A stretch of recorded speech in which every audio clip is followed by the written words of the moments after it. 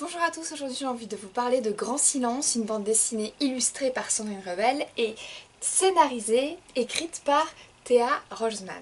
Cette bande dessinée a pour sujet, a pour thème les violences sexuelles commises sur les enfants. Donc c'est un sujet qui est évidemment extrêmement délicat, extrêmement sensible. Or, cette bande dessinée raconte l'histoire d'un frère et d'une sœur dont les parents divorcent. Le petit garçon va vivre avec son père et la petite fille avec sa mère. Chacun de leur côté vont subir une violence sexuelle. Ils se retrouvent à l'école et ne peuvent pas se parler, ils n'arrivent pas à se parler. Une des raisons pour lesquelles ils n'arrivent pas à se parler, c'est l'usine des mots, l'usine du grand silence. Alors, je vous montre uniquement ce dessin-là, qui représente donc cette usine avec des cases, des bulles blanches, vides. Pourquoi? Parce qu'en vérité, c'est une forme de métaphore et d'allégorie sur le silence de notre environnement, de notre entourage en ce moment, de notre société, on pourrait dire, sur ces violences commises sur les enfants. Il y a cette idée que dès qu'un enfant veut s'exprimer, déjà il n'y arrive pas, et ensuite tout ce qu'il dit est aspiré parce que c'est un sujet qui dérange, c'est un sujet dont personne n'a envie de parler, donc il est aspiré comme ça par,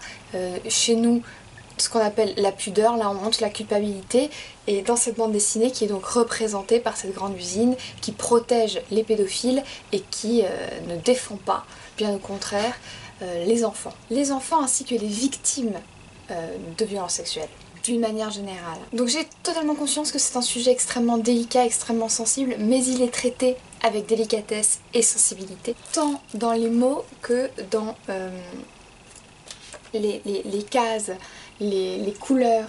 Il y a du pastel, c'est très émouvant de le relire. Il y a des pages entières sans pratiquement aucune ligne, aucun mot, et l'on comprend tout, l'on ressent tout, sans jamais tomber dans ce qu'on appelle le pathos. Alors j'ai été réellement prise à la gorge et au ventre en lisant cette bande dessinée. D'ailleurs j'ai eu beaucoup de mal, je l'ai achetée le jour de sa sortie et j'ai eu du mal à la lire tout de suite.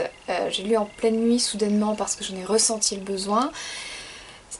En un sens elle m'a réconfortée parce que c'est une histoire très jolie, tout en métaphore, tout en allégorie, mais jamais en euphémisme. C'est-à-dire que jamais on ne diminue ni la souffrance, ni la douleur, ni le chagrin.